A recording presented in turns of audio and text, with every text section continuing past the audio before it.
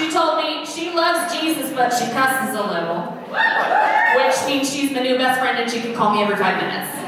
Ladies and gentlemen, Miss Amy Seaton in the house. Let's go, girl, you got this. Thank you. Woo. Okay, first time ever doing stand-up. I'm really excited. Like she said, I love Jesus, but I do cuss a little. I thought it was kind of ironic. I was like, y'all would put a Christian comedian before me. And I'm a preacher's kid, so y'all know where this is going. This has nothing good coming. But anyways, thank you so much for coming tonight. I'm really, really excited. If you haven't noticed already, I'm a little bit Southern. I love my Southern roots. I love South Alabama. That's where I'm from. Trey, which is up here, Birmingham, Alabama. I'm just saying, Alabama has funny people. You have to laugh if you live there. There's a lot going on.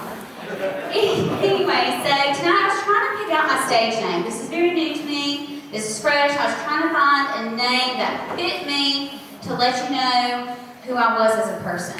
And I Googled Alabama Amy, but then I found out she's a murderer. So that one's taken.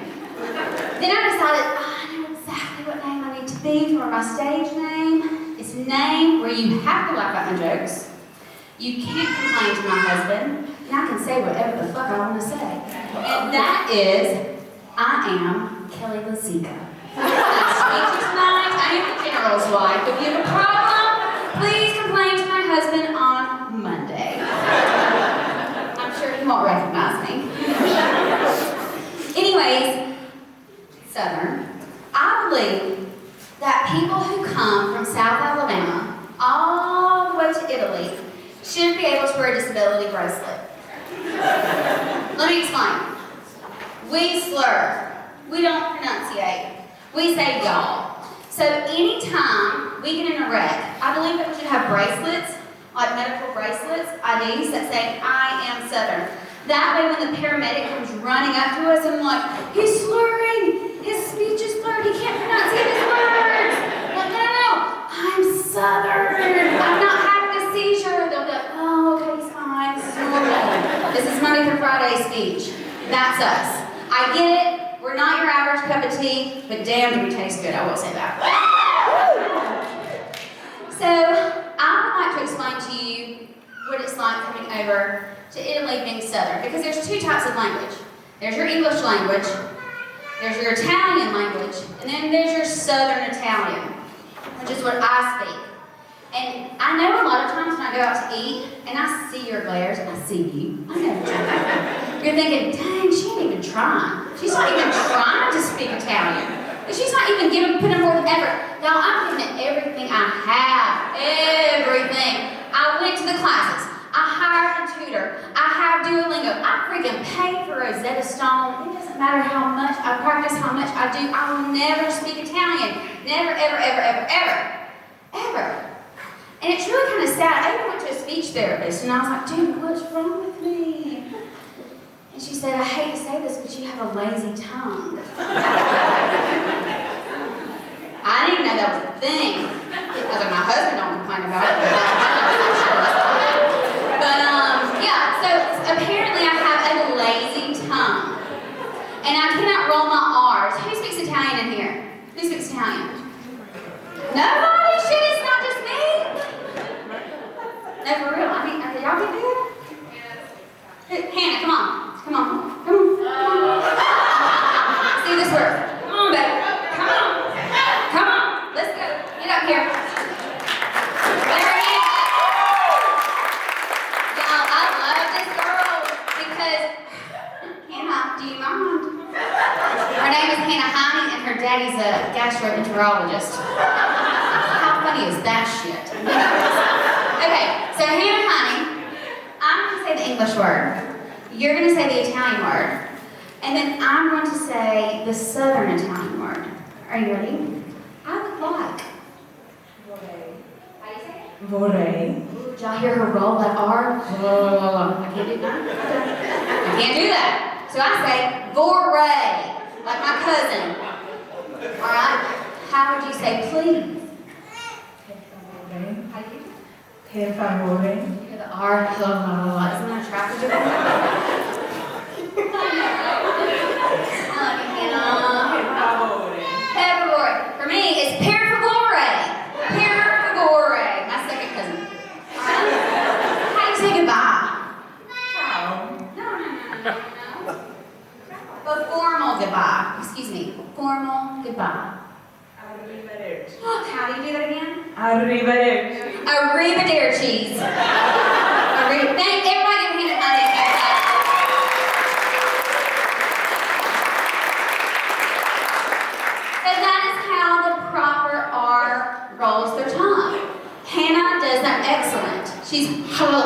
do it, and I sound like I'm doing a panther's mating call.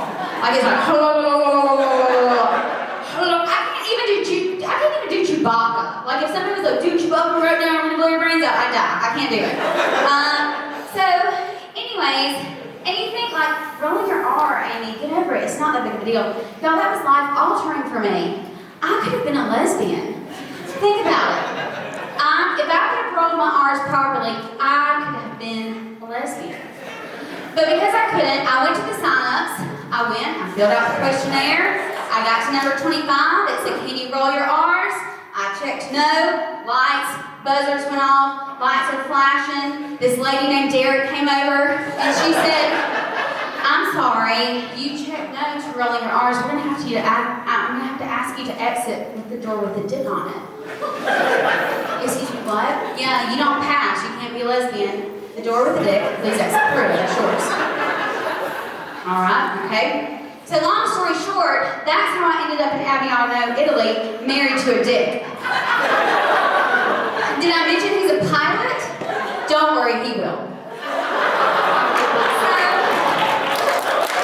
Go ahead, clap. Don't move up right here. Those damn pilots. I got the popcorn button.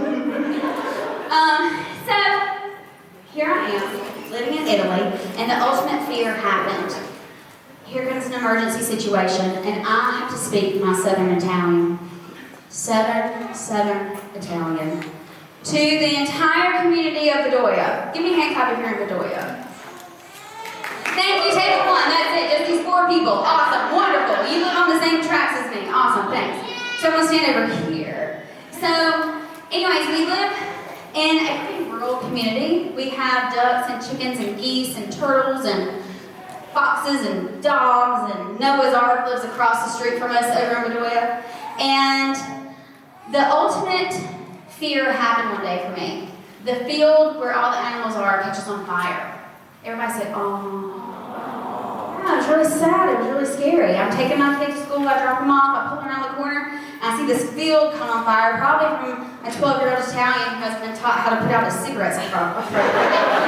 But, so I was just like, oh my God, this field's on fire. I need to warn my neighbors to help them save their livestock, because these geese and these chickens and these ducks and these turtles and blah, blah, blah, blah are important to them. And I don't want to watch anything fried. I'm from Alabama. I love fried chicken, but I don't know fried duck. So I have to warn them. So I don't understand 112. I know I can call it, but I'm like, no. I'm not ready for that. I've only been here a month. So I was like, I'll just Google translate the word fire, and then I'll run to my neighbors and tell them, and then they can handle the situation. Because it's best for me just to pass the information along at this point than it is for me to try to handle it myself.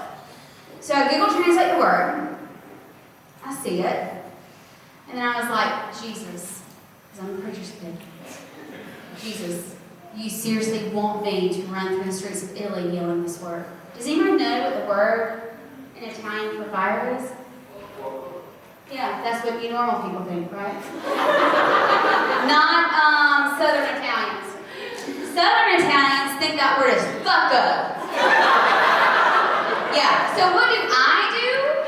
I'm like, all right, you told me I'm saving people's lives, I'm saving the animals, Jesus, this is on you. Here I go. So I start running out my front door, fucko!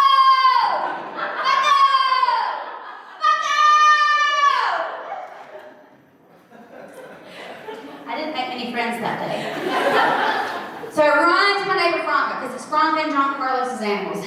And you know, in America, when you get to like run and tell somebody there's a fire on the wall, you get like boom, boom, boom, boom, boom. There's a fire! Like it's very like traumatic. Like it's very like adrenaline rush. Like yeah, this is happening. In Italy, when somebody's house is on fire, you have to like you run. You get there and you're like.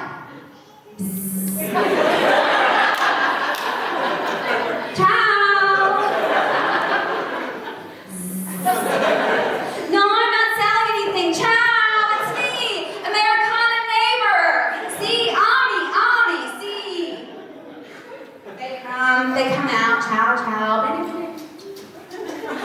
Excuse me, fucko.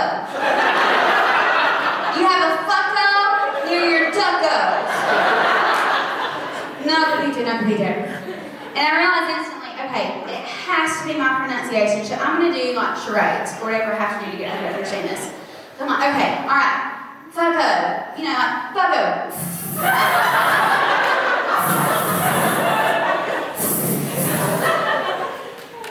And I realized in that moment, I look like a turtle in a frying pan. And she still has no idea. So now she's walking to go get me a turtle from her to give to me to eat. And I'm like, no, the lesbian says I can't eat any turtle. Please put that back. But, so I go, she puts the turtle down. I'm like, all right, this isn't working. Sign language isn't working. Me saying the word isn't working. I'm going to act out the word the way I hear it, and then the pronunciation will translate to the way it's supposed to be in her head. This is going to work. So this is me. I'm like, all right, no, Veronica, I don't want your turtles. Fucko. So here I go. I'm like, all right, fuck. Oh. Fuck. Oh. Now I'm dry humping my 70-year-old Italian neighbor. I'm not going to say she didn't like it. I mean, it's been a while since Giancarlo's, anyways. So, there I am. Fucko, Franco, fucko. And she's still, no capito. She's taking it as hard as she can. And, it starts to draw other Italians in. Other Italians are now coming. I'm like, I'm saving the neighborhood! Fucko! All these animals are getting saved. And, anyways, somebody eventually comes up and they tap Franco, sweet Franco, Jesus-loving Franco, on her shoulder, and she goes, excuse me, fuoco. And that's when I learned the hard way that fuoco means fire in a town. Anyways, thank you so much tonight.